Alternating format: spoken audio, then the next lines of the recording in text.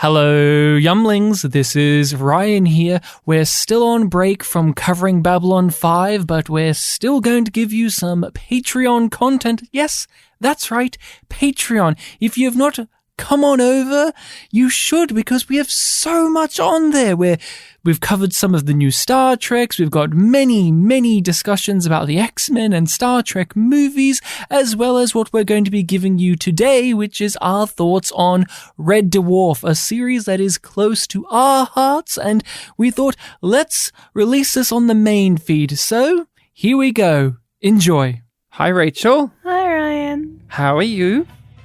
I'm good. You know what? I'm getting close to the end of my tour on this mining ship, and you know, my cat's really cute and really fat. Wow, you got a cat, huh? Well, that's going to cause a lot of problems for you. Let me tell you about stasis. So, stasis. So, we're talking Red Dwarf, people. This is our thoughts on Red Dwarf. If you have not seen Red Dwarf, we're going to talk about it. And we're going to spoil it. We'll talk briefly. Rachel, what's the plot of Red Dwarf for those who need to get caught up? What would you surmise as the plot of Red Dwarf? The adventures of the last human alive and his friends stranded 3 million years into deep space on a mining ship that's called Red Dwarf. Yep, that's basically it. You got our main character, Lister. Dave Lister, who's a schlub. He's a bit of a gross guy. He had a pet cat. It put him into stasis, or, froze him in time. A radiation leak happened. The crew died. The ship kept traveling forward for some reason. It just drifted off into space and wouldn't wake him up until the radiation had dissipated fully and everything went down, and that was 3 million years. And he's awoken from that. He's the last human that they know of. He is kept sane by the computer program, who does have a personality of their own, and is a character, Holly. But they keep Lister sane by activating the hologram that is a representation of a former crew member.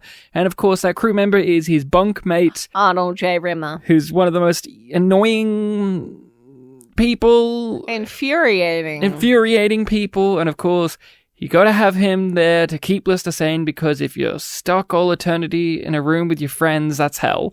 And then there's Cat. And then apparently Lister's pet cat from 3 million years ago was pregnant, and the radiation caused some mutations, and eventually the kittens evolved and they became a humanoid cat species, and there's one cat remaining, and eventually they get an android who comes along, Crichton, and he's there to help them, and then eventually other characters kind of come in and out and change genders. So that's Red Dwarf. I like it. Yum yum. Yes, it's Yum Yum. We will be focusing mainly on the early couple of seasons. We haven't watched the newer ones that are coming out. We've only watched the first 1 or 2 series of the newer ones, so we will touch upon that briefly, but overall we're not up to date. We haven't watched the TV special, a movie about cats people. We haven't done it. So, Red Dwarf, sci-fi comedy, British. Mm-hmm. What is your relationship and history with this show, Rachel? You made me watch it, and I loved it. You hadn't heard of it before? No, not really. No, I had heard of it because in a film magazine, I got a car bumper sticker with Red Dwarf on it. Fantastic. And then I ended up giving it to my math teacher. I'm glad somebody got something out of it. Yeah. I grew up with Red Dwarf. It was that show that I introduced all my friends to it, and their parents, and anyone who didn't know about the show. I would herald its praises. I would praise the genius. I'm a genius again. Of it, how funny it is, how sci-fi it is, just that it's a great show. It really was a bonding experience for me with lots of people, with my sister. My sister and I have an age gap between us of some years, and it was something that we would bond over in spite of that and our own difference in personalities, as well as bonding with friends over it. We would write out the scripts and act them out in drama classes or stuff, as did my sister with her friends. So it's kind of like a tradition in some ways, because the show is great for duologues and trios, and the writing is snappy and the characters are so well defined that it's just one of those things that when you watch it as a kid, you're like, oh man, that's so fun. I want to do that. Yeah. And the scenarios and just the dialogue and the back and forth is just pure comedy bliss. And I love Red Dwarf. I've watched it many a times, back to front. I introduced you to it. We've watched it many a times. And it's one of those shows that, weirdly enough, I've watched it many times, but I've never owned all of it. I've always had like 1 or 2 seasons just not be bought because my parents just didn't get them, or they never came to my town. So there was always like a season or 2 we didn't have on. Expensive as well, which that is too. An odd thing, because Yeah, like they re-release them every so often, and now they're like having to release the box sets with updated with the new seasons. They're not even doing that. The new box sets are from the new era of Red Dwarf contained, and I can't find box sets locally. I'd have to source them out online of like a full box set or the box set of the original run of stuff. Yeah, which is bizarre. Like very odd distribution DVD wise. Yeah, you would think that they know that the original run of Red Dwarf is the one that people want bundled up more so than the newer run, or have them all bundled up together. Like, I would want that, but it's still technically going, so, you know, that would be kind of annoying that every 2-3 years you'd have to make a new box set just to include a new series of it. But that's the minutia. I love Red Dwarf. I still do. Is this the best sci-fi comedy? Yes. Yeah, definitely in terms of a TV show for me. I just meant in general. I don't care. Like movies, audio dramas. Is this the best sci-fi comedy? Because to me it is. I think like, it is. It's so hard to beat. But I think I'm holding back a little bit because I do feel like the latter seasons start to slip. I don't think anything can top the first couple of seasons. Like, the pilot is so crisp. Every single line lands, and every single person is giving their A game. And it's one of those episodes of television where you start rewatching it and you start quoting all of the lines because every line is such a banger. Yes, sir, I've been around. Mister, have you ever been hit over the head with a welding mallet? No? Shut up and push the trot.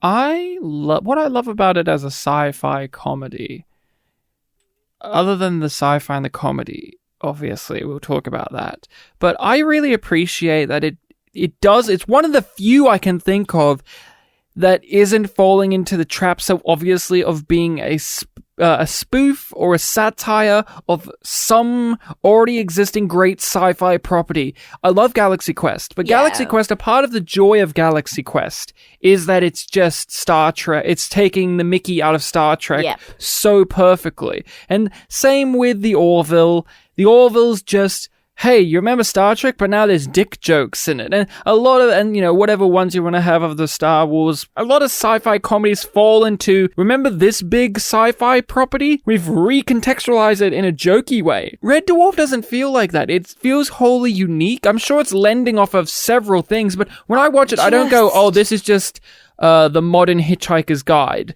or this is sci-fi plots Flash Gordon.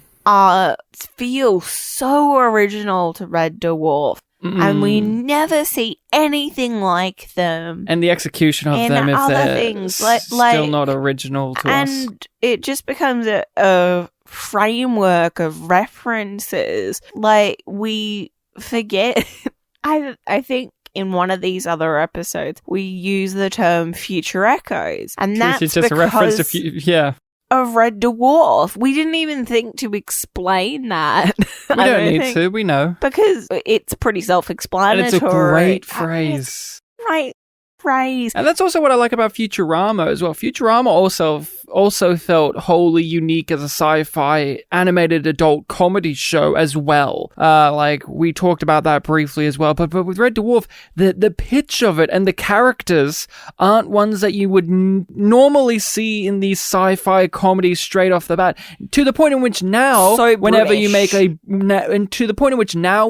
a television show that is a sci-fi comedy, you are going to get that's just like you'll take it off Red Dwarf, because Red Dwarf was such a pioneer, or at least it set its stage so well that you look past the aspects that you could say are countering what I believe about it. But to me, the pitch of it, the sci-fi identity of it is just as fresh, and it's just as unique and just as fully formed as Star Trek was when it first came out, in which it felt like there was no other sci-fis like this. Yeah, you could point to, well, it's taken from this here and this here and this here and this here, but it comes out as a fully formed piece of art that it feels wholly original, to the point in which it's not like the Orville, where it's just like, well, that's just Seth MacFarlane taking plots from TNG, Voyager, DS9, whatever, and adding dick jokes.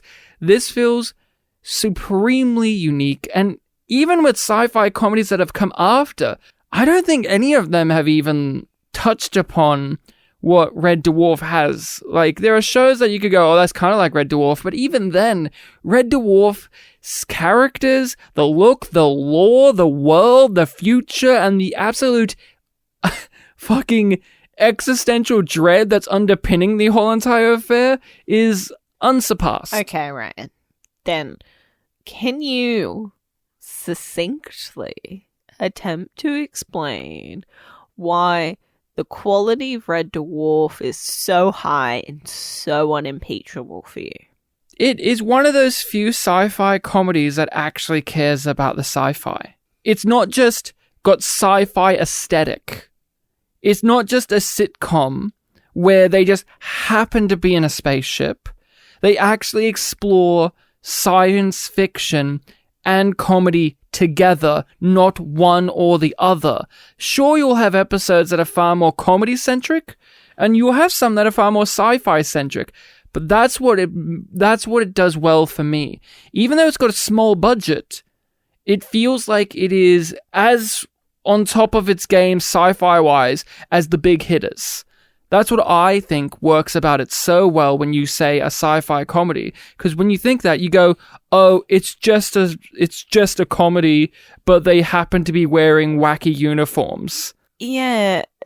Explores the genres. At the heart of Red Dwarf that is a large reason why it becomes unimpeachable. And for me, I would phrase it as they care and know what they're doing. Yeah. They care about what they're doing, so they put the effort into knowing what they're doing, and they follow through on it. You cannot have Red Dwarf without the comedy, and you cannot not have it without the science fiction. We talked about very early on that Star Trek Discovery feels like this is an episode of 24, but they've got a bunch of lasers and sci-fi jargon, because that is so detached from the genre that is science fiction. The heart, the themes, the ideas, it's just the aesthetics. It's so wholly attached to the understanding of both genres of comedy and science fiction that you cannot separate the two. No. And that is glorious to behold for something like this, because let's be honest, any comedic take on a bizarre genre like a fantasy or a science fiction or a musical are going to be looked down upon, because the genres that they are doing a comedic riff on are already looked down upon in some way, shape, or form. They're for the weirdos. They're for these specific types of people. And doing a comedic take feels like you're going on low-hanging fruit on an already low-hanging fruit for people. Because remember, science fiction like Star Trek is for the dweebs and the nerds, and same with Lord of the Rings and stuff. But yeah, they're still very popular, of course, but there is that stigma there. And when you do there's plenty of nerds. And when you do a comedic take on those, it feels like you're hitting a niche with another niche.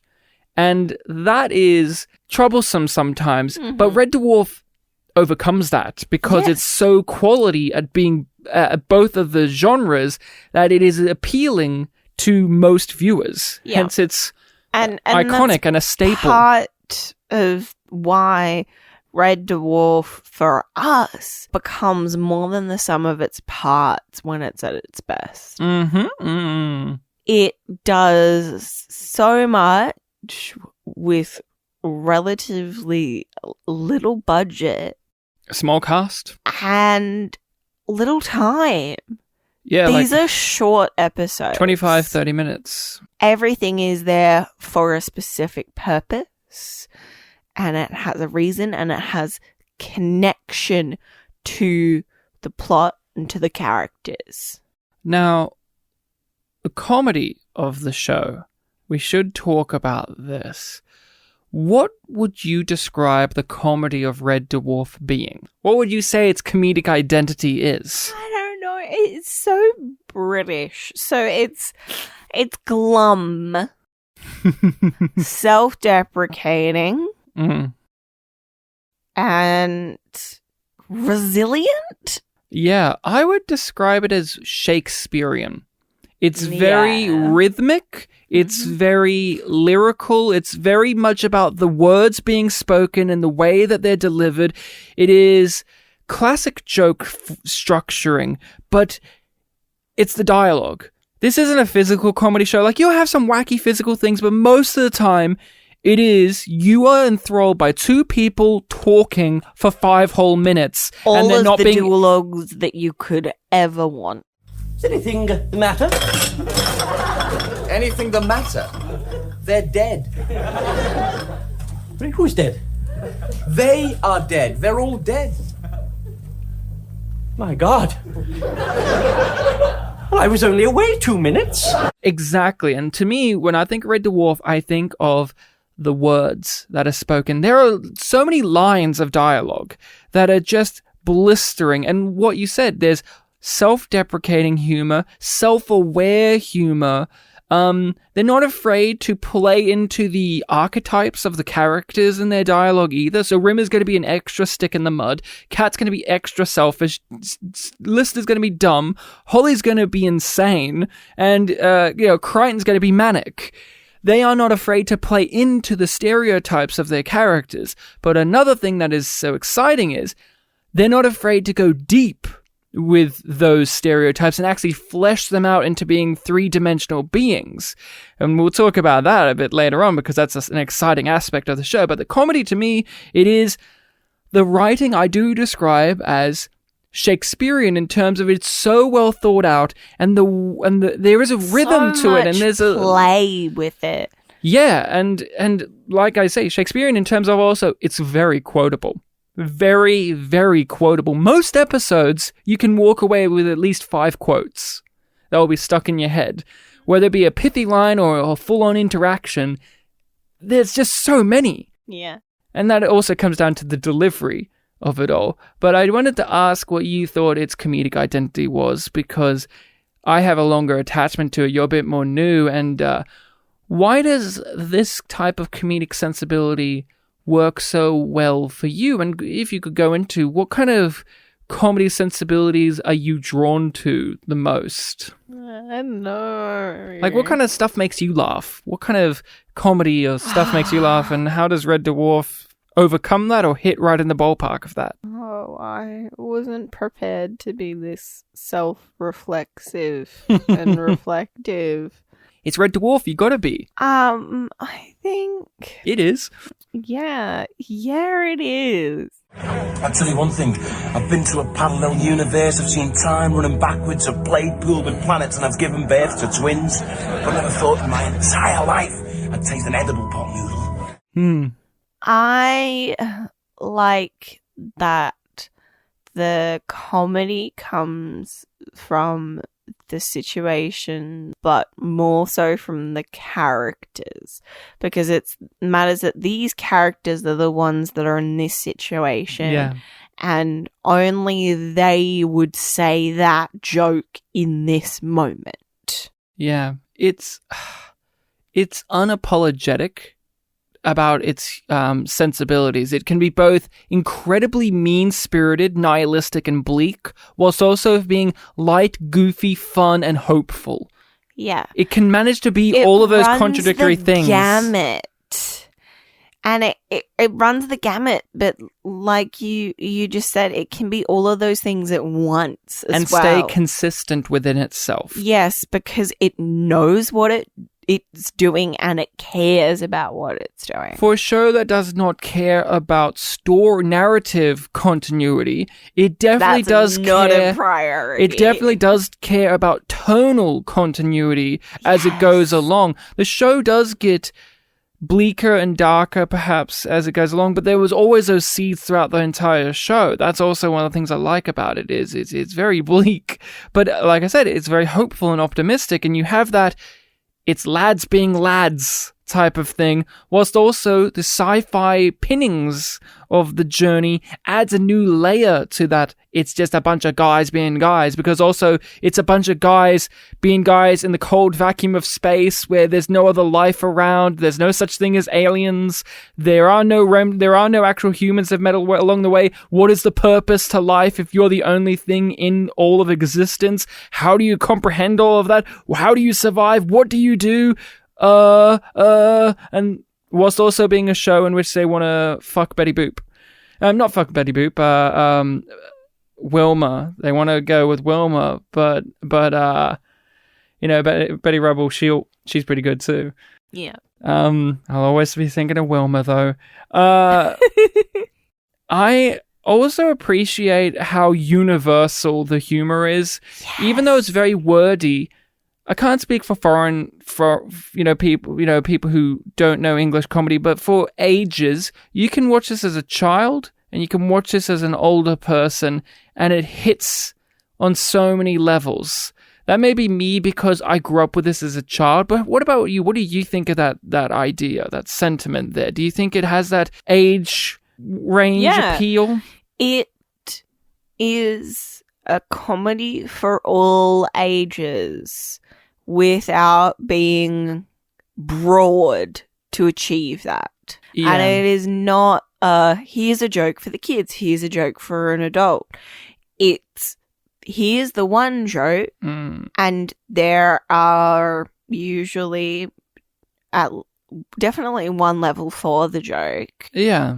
And but there can be like 2 or 3 layers to a joke that may hit for different age demographics. I would say Cat was definitely the character created to be the most entertaining for younger viewers and children, because he is so animated. He's so animated and goofy, and he delivers the most kind of obvious humor. I love Cat, so I'm not slandering him, but I'm just saying, and Crichton too, to a level as well. I would say the most mature characters are Rimmer and Lister, the more mature characters. But yeah, with Cat, he grows. Yes, he does grow. But also, with Cat, he may say those things that are the obvious things that he has, these really obvious jokes, but the other layers still come into it with the way that the other characters respond to it, and the way that they are often making fun of him in different ways. Yeah, and also his outfits are great. You can take 2 suits and that's it. 2 suits? Then I'm staying. You can't stay. By the time I come out, you'll be dead. 2 suits is dead. Hey, if I cut off my leg and leave it behind, can I take 3? All of the zoot suits. I love his outfits. I want a lot of them. So many awesome looks. My favorite line from Red Dwarf. I've said it before on pods, and I've mentioned it many times in real life. This isn't a surprise to you, Rachel, but my favorite line in Red Dwarf is, of course, from Rimmer, because Rimmer's the best character of the show, and I would say he's the heart of the show in a lot of ways.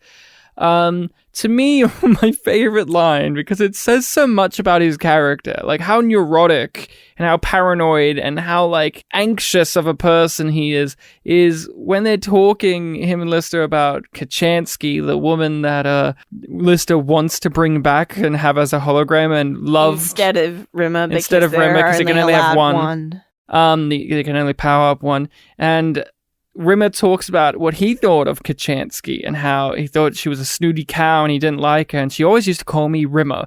But Rimmer, everyone calls you Rimmer. Yes, but it was the way she said it.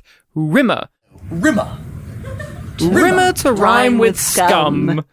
And that line and that delivery from Chris Barry has always stuck in my brain, because it is an irrational thing that he's talking about, but at the same time, you get what she did, and you get what he means. You know that he's probably right in some way, because he does deserve being called Rimmer like that. Rimmer. Especially when you get the flashbacks in the first season of what he was like to the crew. He definitely is such a Rimmer. Such a smeghead. He's such a Rimmer. Okay, well, you said it. Smeghead. One of the things that makes this show in particular distinctive is that they developed their own profanities, because they couldn't use actual profanities because of their time slot. Yeah. So they have their own kind of vernacular lexicon. And that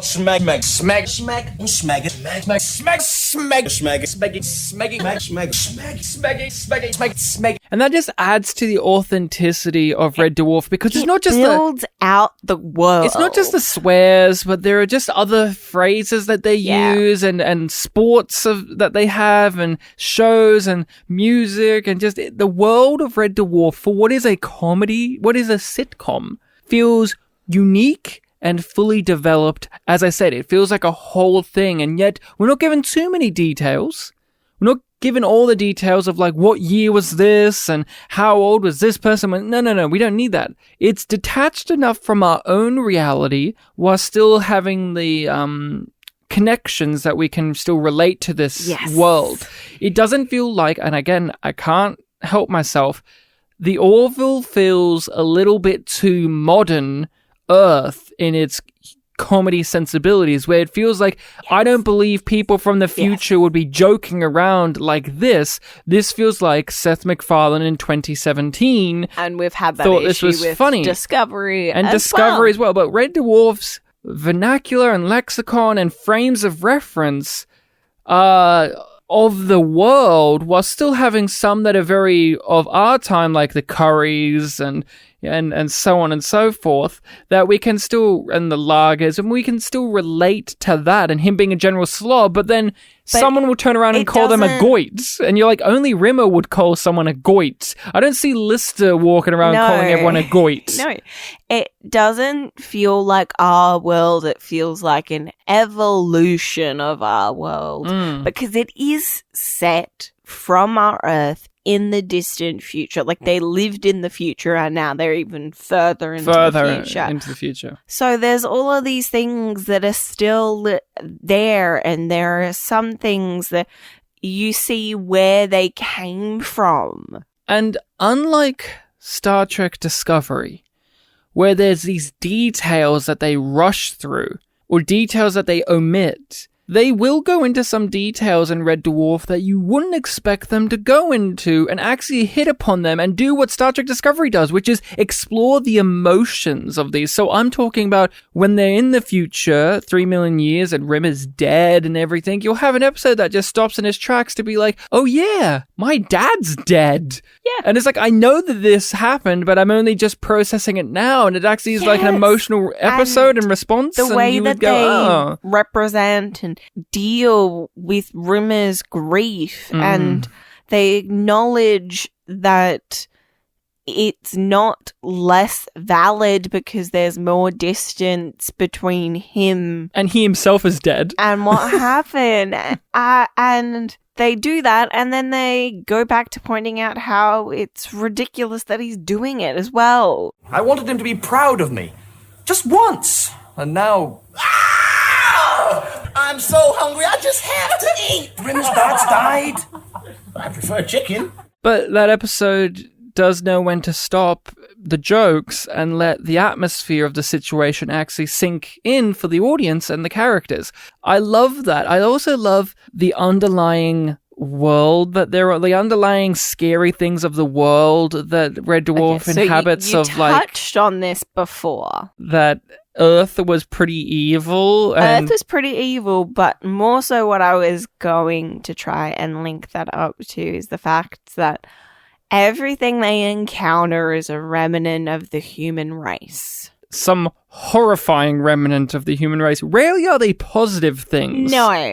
And they don't really touch upon that too heavily. They just kind of let it sink in for the audience to the point in which there may be people who watch Red Dwarf and don't fully realize that, oh, there's no aliens in Red Dwarf. They're all... Yeah, I didn't realize that until I was a couple of seasons in, and you asked me if I'd realized, and I was just like, and you would go, what about... Right. And then you go, what about this thing? And I was like, oh, they said that was manufactured by Earth. Yeah, it was that, like, this evolved, this devolved, this started from this project that was started from humans. Yeah, this is a polymorph made by humans but as a weapon, and it just goes on. Or this is a crazy android that the humans sent off. It's been traveling for 3 million years, has gone insane, and stuff like that. I love how, like, evil the world of Red Dwarf kind of is, because it makes our characters stand out even more so. Like, you remember at the beginning of the show that they were the lowest ranked crew members. They had no respect from the higher ups who, by all, by a typical standard, would be the establishment, and the establishment is good and they're kicking down our lowly people. But it's actually like, no, the establishment was bad. Earth seems pretty evil, and whatever they've done in the 3 million years, or whenever and most importantly, it seems like Earth fell pretty hard. Yeah, just the fact that this is set on a mining ship. Yeah. Like, Earth is sending out this giant fucking spaceship with a big rock on it and everything. Mine other worlds for resources. We haven't moved past it. It's like Babylon 5 in a lot of ways. Very fundamental and capitalist approach. We need resources. We're going to go out and get those resources and bring them back and sell them. Yeah, there's no accountability of the human race, and I like that a lot. And what I like about it is it doesn't dwell too heavily on it. It is just an underlying thing throughout the entire show. It's just there, and you are there to pick it up and go, oh, there may be lines of dialogue that pointed out, but overall, it's not something it's beating you over the head over with. Gently and slowly. Yeah, it's so well done in that regard. And do you have a favorite kind of comedy moment or line or sequence of events or situation that kind of springs to your mind when you think of Red Dwarf, one that hits you? Gazpacho soup. If only they'd mentioned it in basic training! Instead of climbing up and down ropes and crawling on your elbows through tunnels, if only just once they'd said gazpacho soup is served cold, I could have been an admiral by now! Gazpacho soup, with it being cold and he wanted it warm? Yes. Well, what and part of that being his last words? Those are his last words. But also, like, in that entire process, he's still justifying. Because Rimmer is the reason that the ship explodes. Well, not explodes, but it's that irradiated. has the radiation link and kills everybody, including himself, because he's so incompetent that he can't even do the, second lowest maintenance. He blames things. Lister for it. He blames Lister because if Lister was there to help him, if then he gave up that damn cat, then you would have been there to help me do it, and it's your fault. And yeah, man, that is great. And the gazpacho soup, what I love about that too, the gazpacho soup thing, is that was like one of the few times they did like, ooh, what's the mystery there? Yeah. It's one of the few mystery boxes that they had in Red Dwarf. And I really love at the end of that when, the other Rimmer disappears and they're like, we'll never talk about this again kind of thing, like no jokes about it. And he's like, yeah, super. And just the look on Rimmer's fucking face. So And then the other perfect. moment that I often think of, you want to take a guess? Is it Mr. Flibble? No, I was going to leave that for you. I mean, that's the best episode of the show, Quarantine. Yeah. That's like objectively the best. It's not my favorite, but it's the best episode of Red Dwarf. No, what? Period party. Period party. Yeah, you want to talk about that? He set me up, didn't he? This is absolutely not what you're supposed to do when a woman is having a... Is the banner wrong too? I'm trying to remember exactly what the banner says, and I think, is it like, have a wonderful period or something like that? Yeah, that's one of the later jokes too. That's like in one of the bad seasons. Yeah, it's in one of the bad seasons, but it's just... It's such a cute and funny, it's sad moment all rolled into one. It's a real Crichton moment. Yeah. Because that's also what I love is so many of the jokes, like the Rimmer one that I like and so on and so forth, are so of their characters as well. You can't imagine that's what I was saying before. Because it is them in that moment, because to a certain degree these characters do change and evolve and their sensibilities alter slightly. They're still very much themselves, and those types, but what the events have an impact on them. Yeah, gradually. Yeah. Give Quiche a chance. Yeah. Even when they get polymorphed into these exaggerated versions of themselves, you can still see that these jokes and these lines and these ideas would only come from that original character. Yep. Like, give Quiche a chance. And He's it's such a not Rimmer. like these in the first season, they spend all this time setting up who these characters are and what they're like and who are they. They just are. They demonstrate feel like it. But yeah, they just are, and they just act like themselves, and they are so well defined and so clearly defined through their actions and what they say that you get an immediate sense of who they are, and they are so consistent with it that it just builds and builds and builds and builds. And for a dialogue-heavy show, this does not mean that we don't obviously get fed the information of our characters without exposition, but the show does not only do exposition. The characters demonstrate who they are with their actions and with their words, and not with words saying who they are, but words showing us their personalities coming through. Like I said, I can't imagine Kat calling someone a goit. Only Rimmer would do that. Only he would do that. And Lister would only do these type of things. And Crichton would only do these type of things. And it's not just because they said, my backstory is this, you are my friend, blah, blah, blah. You actually see it with great pages of dialogue. You see the characters' inner motivations and inner workings demonstrated, where I can point to so many examples, like the Rimmer line where he's like, and she used to call me Rimmer to rhyme with scum. That in itself is telling us so much about who this guy is and what he thinks of himself and what he thinks others think of him. Yeah. It's great. And yeah, it's God, it's just so fucking funny too. Like, one of my other favorite funny moments, Quarantine is the fucking funniest episode, but one moment I really like from Lister, and it was one that the actor kind of made up on the spot as well, was when the hollow ship rocks up. Yeah. And the guy, one of my favorite comedic performances from like a one-off character as well, is when the guy from the hollow ship beams aboard their ship, Starbug, and he's like documenting everything, and he's like, oh yes, these people over here, and there's an android, quite flaccid, and all that kind of stuff. And Lister grabs out his pack of cigarettes, and he starts mimicking him, and is like, oh, this human has an understanding of a sense of humor. And then Lister starts sparring off against him. I just really love that he threatens to kick a hologram's ass. Yeah. And then the hologram's like, he thinks he can hurt me. And he's like, don't know about the holo whip, which actually does come back. A holo whip does come into existence, which is great. But I love when Lester, for some reason, sticks a cigarette in his mouth and decides to chew it and swallow it. It always cracks me up, and then I know for a fact that the actor did that. It just happened, and then he like spat out this because it was horrible. It tastes terrible. But I always get a crack out of that because it was like a great.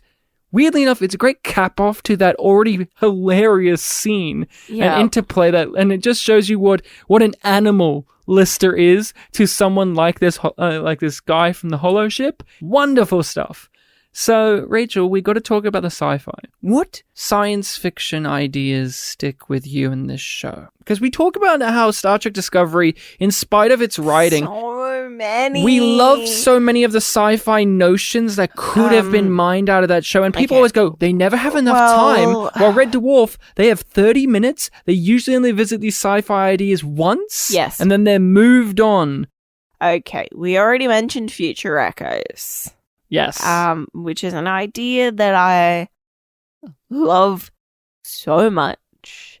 Like, Threshold's its own thing with, like, Warp 10 being everywhere at once. Yeah, in Star Trek Voyager. But with Future Echoes, the idea, like, the closer you get to light speed, the more this is there. So there's a degree to it. Yeah, that echoes of the future are coming at you, and the faster you go, the further away the echoes get from your timeline. Yeah, it's really great, and it's a great way of making them not do light speed. Yeah, it's very effective because it's a question that you have, and they answer it. And they answer it in a way where you're like, okay, well, that's never going to come up again.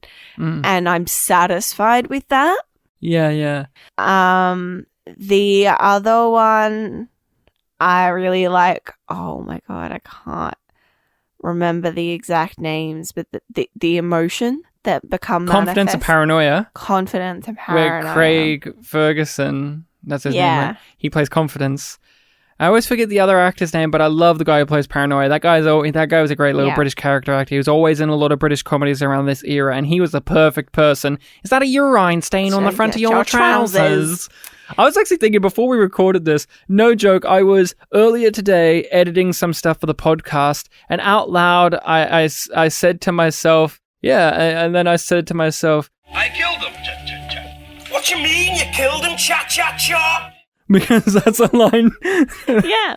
And it's just such an intriguing idea that only really works in a sci-fi setting, and they play with it in such interesting ways, and they mine such interesting comedy from it. And I like that that's not the only time, obviously quarantine, but there's a few times in which they do explore the thing of what happens if you get sick in this period of time, in this area of space. Like, we don't know what this is. Like, this space flu could be like any mutation, and then mutates into making his confidence and paranoia become physical beings, which I think is great. And I love the sci-fi notions that they explore with viruses and bacteria in Red Dwarf. I think it's a very underrated aspect of the show. I love the idea of the Lock virus and all of that stuff in Quarantine. Quarantine also having the Holo virus as well, which I think is a great idea to explore, that even Rimmer himself can get sick and infected with something. And of course, it's like a computer virus effect, but I like how it's specifically for holograms, and it makes you go crazy and have psi vision. I like so much that they explore. And of course, Epidine, the one where the virus, that crazy ass virus that like turns you into like a weird mummy creature and infect others, and if you don't, it freezes the body. It freezes it in ice, so it waits for you. And I love. We talked about this with Star Trek Discovery. Well, we didn't actually. We did on social media. Red Dwarf and Star Trek Discovery have the exact same idea of you have either a parasite or a virus inside of you that's super intelligent. We've made a piece of technology so we can communicate with it and plead for it to stop doing what it's doing. Red Dwarf actually spends 2 episodes delving into that, and actually delves into it. Well, Discovery, that was a footnote. That was like one minute scene, and then they moved on. So that's actually one of my favorite sci-fi ideas. I love the idea of hooking up a machine and talking to the virus inside of you. Isn't that weird and cool? And the virus is actually cool. He had a personality, he had a cool voice, he sounded like an evil DJ. Well, I'll be a son of a bacteria. I loved that. That was like, in that season, that was my favorite story. I love that idea. That one like gives me chills in my bones because it's like, that's a great idea for a sci-fi thing in a stupid comedy show in which, you know, they're not afraid to do some physical slapstick. Yet that sci-fi idea, even Star Trek Discovery couldn't achieve actually exploring it. Truly amazing. Any other ones that come to your mind? I know they make Crichton human. I mean, that's a fun one. I mean, that's an age-old one that you see, but it's a fun one. Age-old one. Even Bender did it. But they do it with their characters in a way that only they can. And there's so many lines in that episode that just make me chuckle to myself when I randomly remember them. Of course, the Polaroids. Now, take a look at this. And this.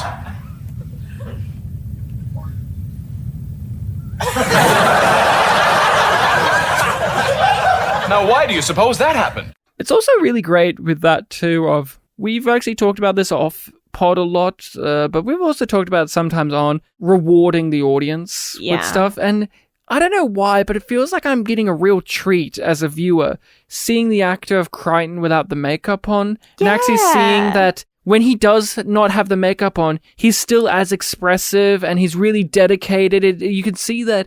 Which is not nearly the case when we see Doug Jones out of makeup. No, Doug Jones is different because we don't get to see him act out of it. But what I was but that's what I like. That's just another comparison where it's like, because we feel rewarded and we are interested to see Crichton as a human and see his reactions and his voice and his responses. You know, that's actually something, and there was a reason for it to be the case. Because that was part of an issue that we had with that episode was, well, why is he human? Oh, Doug Jones, yeah. One thing that you've actually got me thinking about is that, I respect even more so now that Robert Llewellyn did such a great job being the human version of Crichton because he still does the over-the-top exaggerated motions and facial expressions and the voice still, even though... He's still Crichton. Which he obviously had to do to push through the makeup because the makeup's restricted. But when Doug Jones did it in Star Trek Discovery, he kind of played it like a human with the Saru voice, but he didn't feel like Saru physically, even though all it was a hologram, so it doesn't even make sense that he wouldn't still physically rest his face and move his hands. So, yeah, you know what? Good job, Red Dwarf. You nailed that too. Of course, I like the Angels and Demons episode. I like not just that, but I actually like the idea that they were trying to figure out the food shortage situation. Like, because there does actually come a point where they run out of food. That's in later season. But I like that even earlier on, they were trying to figure out how to solve that. And I like this idea that he had of the duplication thing and how the problem before it spun out to the crazy sci-fi story of it makes one really sweet and it makes one really rotten. Sir, what's wrong? Strawberry's incredible. It's so succulent. Is that the same? Oh, no. How's it different? Bitter. Rancid. Kind of tangy. Sir, crunchy. Sir, tangy. Kind of chewy. Meaty even. Funny kind of wriggly texture. I love that idea as just a little piece of technology. Of course, it's the building blocks of what the rest of the episode is. But I actually like just that piece of technology as a singular thing. And I actually do love how it spirals out of control and does it to the whole ship. Brian. Yeah. The Inquisitor. I mean, is that unironically one of the greatest sci-fi villains of all time? He's in a comedy episode, but he is genuinely threatening and genuinely interesting as a villain. The idea is so fascinating. Thomas Ullman, you have been found unworthy of having existed. Is that you, Mother? Your life and all memory of you will be wiped from history. The void you occupied in the space-time continuum will be allocated to a person who was never given the gift of life. May they spend their time more wisely. So many interesting ways that you can be like, oh, well, what if they went with that person? But it does feel like it can only exist with Red Dwarf and with these characters. It feels like that is the story of the Inquisitor that needs to be told. Well, but also it's great to explore even further. It is such a great execution that it transcends beyond Red Dwarf to the point in which I wish that the Inquisitor existed in a bigger thing and got to be more about, not just more in Red Dwarf, but it is such a genuinely great villain. You want more, but you see why it's just this. Yes, but I don't want another Inquisitor episode, and you can't do it, but... No. The outfit's great, the helmet's great, the concept, the it being an android who went insane and now can time travel, and it mimicking them and them being the judges of themselves, and judging Rimmer is one of the greatest things. Liar! Oh, why, look over there. It's Archangel Gabriel. Well, I'm converted. I'm a new man. Hallelujah. And all that. And Cat judging himself, and the comedic payoff. There's another one. The comedic payoff. That one's rewarding because we as the audience didn't know that they were going to do that, but it makes 100% sense that Cat, being the judge of himself, judges himself fairly because he loves himself. Yes. Great. And Rimmer thinks that he did the best that he can, and I love one of the setups in that episode in particular. Like, this show's so good for payoff. But at the start of the episode, what does Rimmer say? I can't remember. What is it? He says that I'll kick him in the balls. And that's what he does at the end of the episode to the Inquisitor. Oh, that's in one of the earlier episodes. Yeah. Lister says, you kind of got it right. It's when Lister's like, if he's going to die, he's going to go out kicking and screaming and like rip his nipples off. And Rimmer's like, what are you going to do? You can't whack death on the head. You can't just kick death in the nuts and run away and whatever. And then that's what actually Rimmer does. Yes. Travel to the Red Sticks, where you will place a coin. Not today, matey. In the ground. Later on, and that's amazing. But yeah, I love my favorite sci-fi idea, and I've already said it, the holo ship. Mm-hmm. I have said it many times, but holograms such a good idea are my weakness for sci-fi. Yeah. If you have a hologram or holographic ideas in your show, you have already won me over a big hurdle. The Doctor is such a favorite of yours because you're favorite already predisposed to the Doctors. Yeah, and his hologram. And he's a hologram. I love holograms. I love how they treat him in Red Dwarf holographs, and I love Rimmer. He's a great character, but the holo ship is such a hard light versus soft lights, and the hollow bead as well for when he's outside. Yeah, and we mentioned the hollow whip. Yeah, and the hollow whip, but I love the hollow ship. That is a genuinely great science fiction idea, that there's a ship that is a hologram. That we've never seen in anything else. With a holographic crew, and they actually thought, again, this is a 25, 30-minute show. They managed to have all this stuff with Rimmer as a character, all this stuff with the Red Dwarf crew, but at the same time, they actually thought, Rachel. They had a thought about the internal hierarchy and structure of the hollow ship and how it would work. And if Rimmer would want to join, that means this person would have to be sacrificed so that the power can still generate everyone else in the ship itself, and their mission and the characters on board, and how they have sex as just a recreational thing because they are holograms and they don't really need to have it, but it's something that still attaches them to some form of pleasure or humanity or something. And it's just like, my brain is melting from thinking about it. Map of what they were as humans, and they had sexual desires as humans, but they don't have the physical desire because they don't have physical form. But at the same time, there's so much, and I've never... there probably has been it in some other things, but Red Dwarf introduced me to this idea, and I pine for it so much. I want Star Trek Star Trek to actually deepen its exploration of holograms, but that's not going to happen. I've now seen Star Trek Discovery Season 3, and it seems like they're not interested, and that's a disappointment for another time we can talk about. But the holoship, I've actually stayed up late at night thinking about all the stuff you could do with just that idea being introduced. Like, I never thought until that got introduced that you could do that.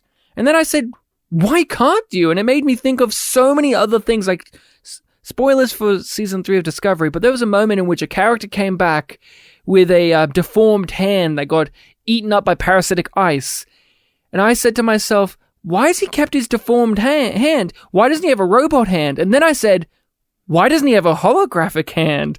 That would be cool, because Star Trek allows holograms to go like hard and soft light and punch, and I thought, oh, that would be cool. That could be fun. And that would be very handy for a criminal to have. Criminal to have. And then I thought of Tank Girl actually had that with Malcolm McDowell, had a holographic head, and that was cool in that, but you could push that even further. And I think of that because you could do a lot with the idea. Because Red Dwarf, with this holoship idea, it's planted a seed in my brain with holographic technology and how limitless it could really be in science fiction and what you could do with it. And that is how deeply rooted in the genre and the tech and the stuff of science fiction that Red Dwarf is, that it gets someone like me, a viewer, to think and expand upon and nurture these ideas after the episode is over, after it aired all these decades later. I won't do that with Star Trek Discovery. I won't ever do that with Star Trek Discovery. I'll just say they wasted this opportunity. Yes. But it made me think, wow, that opens so many doors of possibilities. Yeah. Instead of it closed them. And I would phrase it as this. With Red Dwarf, you yes and the show. Like, yes, that is great. And you could do this. And you could do this. Oh, yes. And this.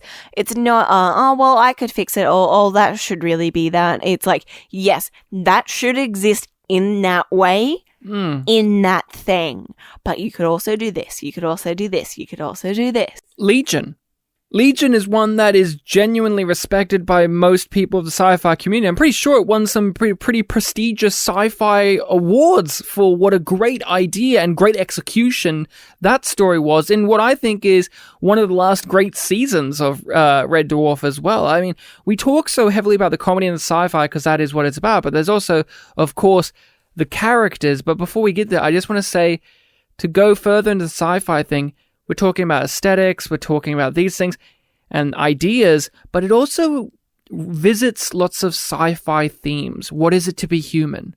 What is it to be alive? What is the purpose of the soul? What is death? What is death? And where do you draw the line morally or ethically, scientifically between, or, real life form or not? Like, it's a lot of these themes. And of course, just general existentialism, because underpinning it, just like the world that the humans are rat bastards, another thing underpinning it is, as it goes along, it's more and more keenly aware that there's this great sense of isolation, that our characters are truly alone and it's just them left. And Lister is the last human. And as they get older, as time pushes on, it becomes a bigger shadow over our characters, and the world and Red Dwarf is actually very, very, very sad in comparison to a lot of other sci-fis. We've got to talk about the characters. It's Rimmer, right? All of the characters are great. I don't have one I don't like, but it's Rimmer. Yeah. Like you said, Rimmer's the heart, which is fascinating because he tries to be so heartless. So you're saying, Lister, you're an intergalactic pus-filled cold sore. At last, Lister, we agree on something. Yeah. But he is the heart. It's because he's a sad person who hates himself.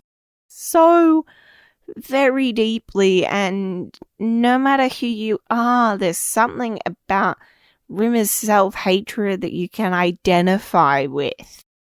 And you're like, I'm not that bad.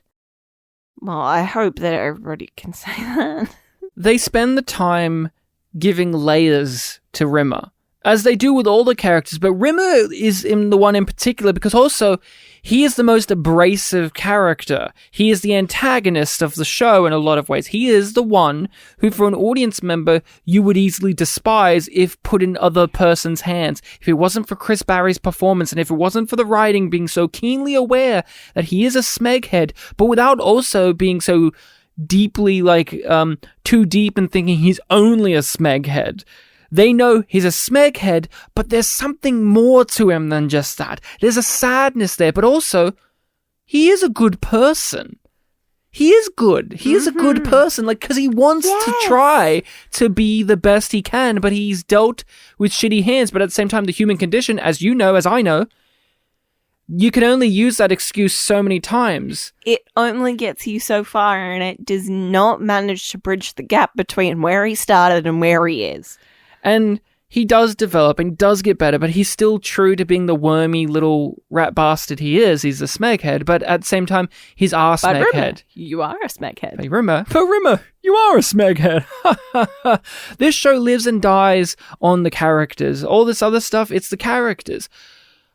To the point in which... it hangs on the characters so much. And when the show fell apart, it's because certain characters left and a new one came in, and no disrespect to the actress who played the new Kachansky, but it did feel like they only shook up the show so they could shake up the show. Rimmer left because he had his own new show. Chris Barry was doing British Empire. They got rid of Holly as a character for quite some time. I don't even know if Holly's back, because in the later seasons I watched, Holly wasn't even there. Holly, the original actor, he left and got replaced with a female version who I love. I love the female version of Holly. So do I. More than the male one. And I think it's just because we spent more time with her for a good section. It wasn't 2 seasons, then a long break in between, and then a couple more seasons. To me, and also I love those seasons, but I love the male Holly as well. But to me, I feel like the show did a weird, dirty... I don't know the behind the scenes, so maybe someone could say in the comments, but I don't know. What happened there? Because Norman Lovett didn't want to do Red Dwarf. He had another show. He didn't want to drive to do this. And also there was quite a few years where he just kind of had animosity for the show. Yeah. Because he was just a speaking head in it, and he was delivering what he thought the lamer jokes were. I think the trivia goes into that of, it happened at that point largely because he wasn't living in London. Yeah. And he didn't want to have to drive to London to do the thing. To do the thing and to do the rehearsals at least. Yeah. So they were like, okay, we'll find them. I don't know. I know there was a little bit of there was a period of time when I remember the male Holly had open animosity, or at least disdain for his time on the show, but then he comes back. The female Holly, I loved her. And it did feel like they shuffled her off so that because the male one wanted to come back and they wanted to shake up the show. They had Kachansky now. The crew's come back to life. And of course it would reset to the male Holly.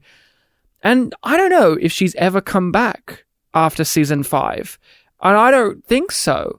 She may have. I can't remember. I don't think she was in Back to Earth. And I don't remember. I don't think Holly... Maybe Holly has now come back into the new show, but when we watched the first series or 2 of the newer runs, Holly wasn't existing there. It was just them. My whole thing was, I just, I don't know, maybe there is an answer, but to me in the moment, I feel like they screwed over that actress to bring back the original one just to shake things up, and because he was free. And I just feel like that's a bummer. Because she was so integral to the show at a certain point. You could say Crichton kind of took over Holly's position. Yes. But at the same time, she just delivered some jokes that only she could deliver. Yeah. And there was a missing component when she wasn't there. I still like the 6th season. I think it's very good. She's not there, but... And when Remo left, I mean... I'm not saying he's the only thing that was holding up the show, but there was definitely a lot of spirit taken out of it when he left. Yeah, so it's severely deflated. And when he came back, because he didn't fully leave, he left, and then there was little bits of him, and every time there were little bits of him, it was the best parts of the show, like the Rimmer world, not Rimmer world, the Rimmer experience. The Rimmer experience.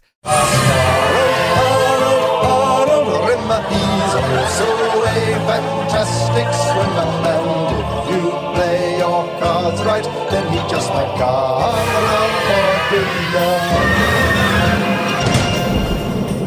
I never want to see or hear from that scum-sucking lion, weasel-minded smegger in my entire life. Sigmund Freud, eat your heart out. That's one of the funniest fucking things in the entire show. And that was in the section when he had left the show, and that whole episode was dedicated to the characters feeling depressed because he had left the show, which reflected me as an audience member, because I felt fucking blue as well. And then eventually he came back, and they made him human again, and he didn't remember, like, it was like a reset. And eventually they just chucked that away in the ones and like, oh, he's the original hologram again because that was stupid. I like that they admit that that was stupid as well, because it's like, would you, like, it's not satisfying to have years of development of the character just to reset them. Isn't that right, Star Trek Discovery? It's not satisfying, is it? But yeah, it's not a perfect show. You say it. It falls off in its later seasons, but it still has some great sci-fi ideas. It's just, to me, it's just not very funny. That's where it falls apart. I don't know about you, as well as just characters disappearing. It's not as funny as it was. It wasn't as sharp. One of the writing team left. It's left to the other guy who, I think it feels like the one who was the funny one, the one who was all the comedy, had left, and the one who was all the sci-fi had stayed, but he also still wanted to do the comedy stuff. And I kind of wish that Red Dwarf just said, look, we'll ease up on the jokes and focus more on the sci-fi, because I think the sci-fi is pretty solid throughout. But would you want to catch up on the new stuff? I don't know. We said that we would eventually, but we just don't have much interest. I do now, not just because we talked about it, but we've been talking about Star Trek Discovery, and of course we have to bring it back to that because that's our main feed show, but doing Star Trek Discovery on the pod and having to actively think about it and having to edit the episodes and social media it and think about the Star Trek Discovery a lot in my day. I think back to what shows and what pieces of media enthralled me, entertained me, and enlightened me that were actually fulfilling the things that I wish Star Trek currently would do. And Red Dwarf is always there. It's always there. And a part of me goes, it's magical that Red Dwarf is still around with the original cast, with some of the original creative force still behind it. And it does warm my heart, and I do feel like we should go back to it at some point. We just stopped because it was like inconsistent of when it was coming out, and it felt like, let's give it a few and catch up, and we just never did. But I do kind of want to revisit it all, because Star Trek Discovery has made me appreciate it so much more for the science fiction of Red Dwarf, as well as the comedy, because Star Trek Discovery thinks it's funny for some reason. I don't know why. But I do want to visit it again. And people have been saying it's good, but we would see for ourselves. But for the time being, that's it. That's our thoughts on Red Dwarf. There's so much we could touch upon. We could be here for hours on end. We haven't even talked about how Crichton has so many groinal attachments and sockets, which is also one of my favorite jokes of how many he has and what they're all for. That's a great one. I love the idea at the like redundancy, like essentially mandatory retirement for robots. For androids, comes along. Yeah. Oh, and we didn't even talk about Talkie Toaster. No. Howdly diddly do. That's a 2-episode character. Oh, there's a few more. He's a few in the first season, and then one randomly in the 4th season, and it's completely different toaster, completely different personality and voice. Again, continuity, but then it is pretty great when he says, "Howdly doodly do, I'm your Talkie Toaster," and all that kind of stuff. Toaster side. Well, that was no accident. That was first-degree toaster side. Toaster side. And, we could be here for ages, but Red Dwarf, an amazing show. If you have not experienced it, or you know people who haven't, get on it. It is share the joy. Yeah, it is a joyful show. It is a funny show. It's not afraid to get deep. It's not afraid to get scary. It's not afraid to be light. It's just an uncompromising show, and it pushes the boundaries of what you would expect from these type of shows, and it is a gem, and it is a staple for a reason. It does live up to its own pedigree. Yes, it wanes later on, but those first 6 or 7 seasons, truly amazing stuff. Rachel, loved talking to you about Red Dwarf. Man, far out. It's just, I'm getting really, really sentimental and happy just thinking about Red Dwarf. His theme songs, the songs at the beginning and end, great. Models, the spaceship itself, the scutters. The dream machine. The singing. Anytime they sing and dance in this show, far out is great. But Rachel, let's get out of here because the slime's coming home.